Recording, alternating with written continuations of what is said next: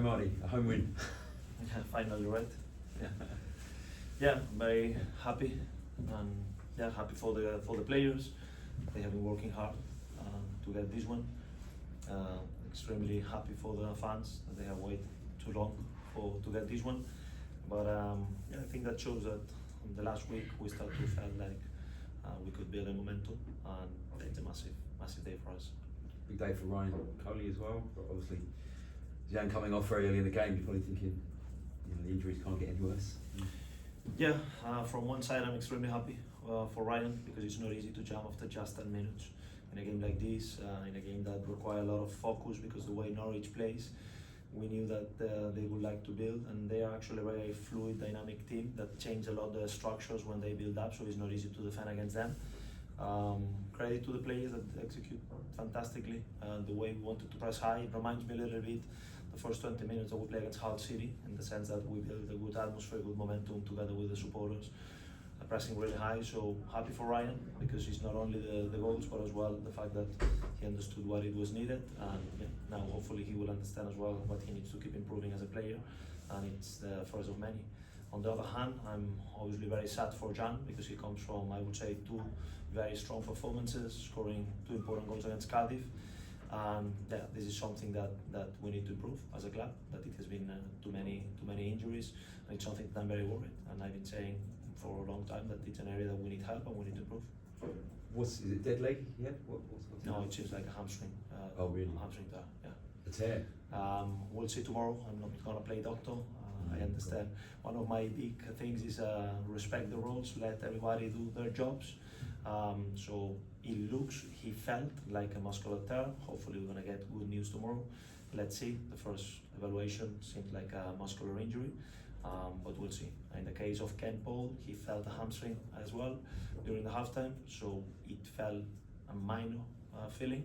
So we didn't want to risk, he didn't want to risk, but again, I will not play doctor, so we need to make some tests tomorrow and see what happens. The injury record last year was pretty good. Has anything changed?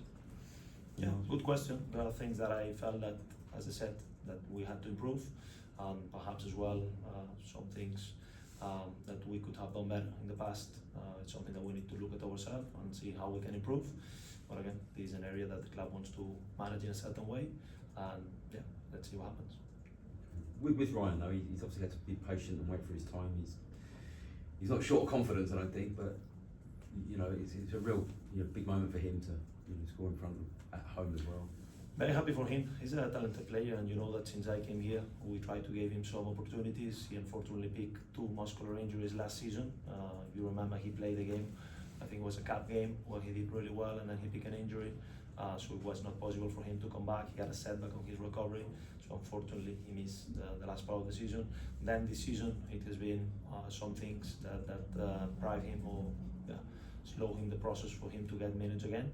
And again, today he got a chance, and football is like this. It's about being in the right place at the right moment. Today he did, and hopefully, as I said, will be the first of many, and him as well understanding what is required to take the next step to become a pro footballer and to play at this level.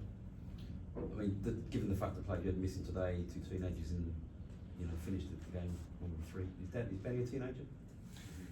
Yeah, Benny 06. Yeah. Yeah. So, 06. Is there any kind of light in the tunnel in terms of the likes of Kovac and Clark Salter and these guys? Are they? I think that first of all, we try to manage according to the adversity and the challenges that we had in the last weeks. I think I said before that any team in the league, I think that will struggle. If at some moment, as it happened with us, we had 3-4 days where we had 10 injured players or unavailable players at the same time. This is a really high number. The mentality, the mindset required to overcome this or to beat this kind of adversity is huge, and that's why I praise the players despite we didn't get the results, because this adversity either just kills you or just make you stronger. And my feeling is that as a group we became stronger. Now we're in a stage where hopefully slowly we're recovering some players. It seems that Ili is getting closer, so I would say that hopefully he will be the first one.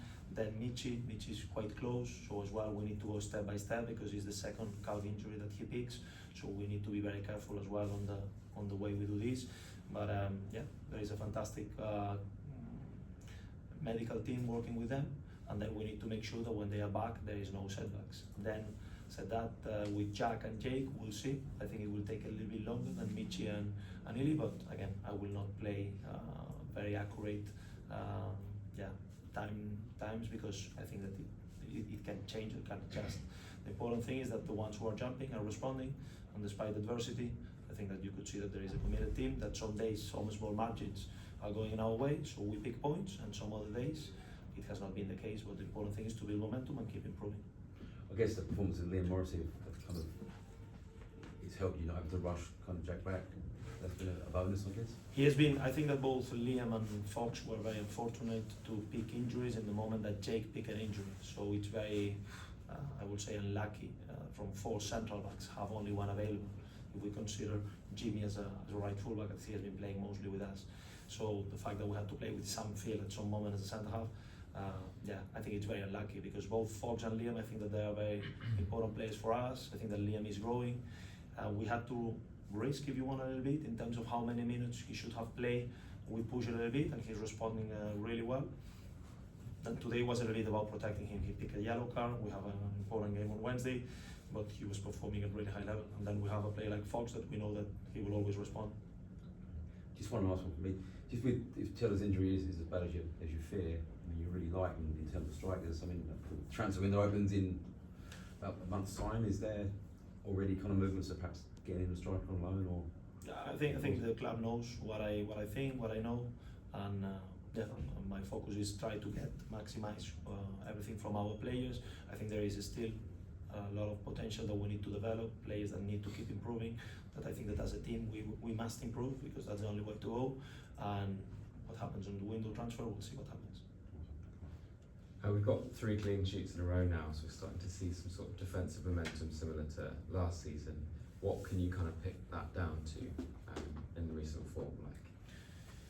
Combination of more solid performances, better performances individually, a team that starts to know each other better, a team that is more consistent through 90 minutes because we know that there are a lot of up and downs during the games, and as well as more margins because today there were a couple of situations where actually I think that we did really well, the way we squeeze high on the box area, something that if you remember weeks ago we conceded a lot of goals by deflections because we were defending a little bit too low.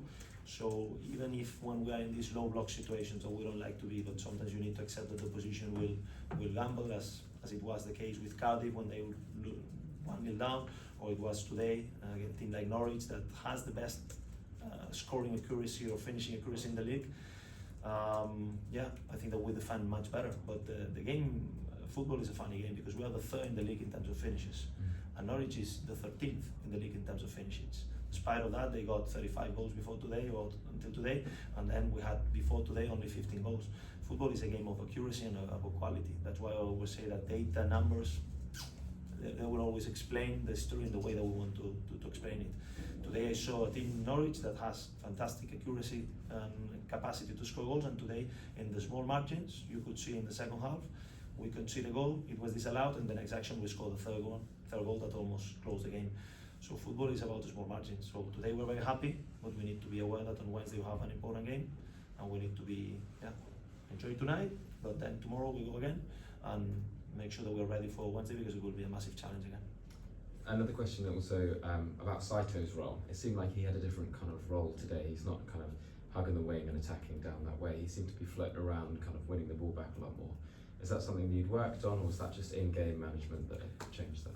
No, it's always about trying to find where the spaces are, depending on the position. It's true that sometimes he has been playing a little wider, but we know that he's a player that can play both roles, full width, because he got the 1v1, he got the technique, especially when he plays on the left side, his body shape is very good, that he can dribble both ways, cutting inside or going through the goal line. Today in the pocket, we know that he's a player that with confidence he will grow in that pocket. It's been other games where he has been playing as well in the pocket when we attack. But the good thing is that he's adapting, he's enjoying, and he's doing really well. Also, Dunn seemed to do really well in left back up against the top goal scorer in the league. That must have been something you must have focused a lot of work on this week. Is there any words that you got on that? A lot of credit to him because, as you know, he had an incredible, difficult week from a personal point of view. He was very committed since the very beginning when we got the bad news that he wanted to play this game no matter what. So yeah, actually we had, as always, individual videos with him, analyzing a little bit how we can help him on those situations. But he wanted to play, that's the most important, and the mentality and the way he performed today says a lot about the level of player he is and how good and how important he is for this team. Okay. Cheers. Thanks.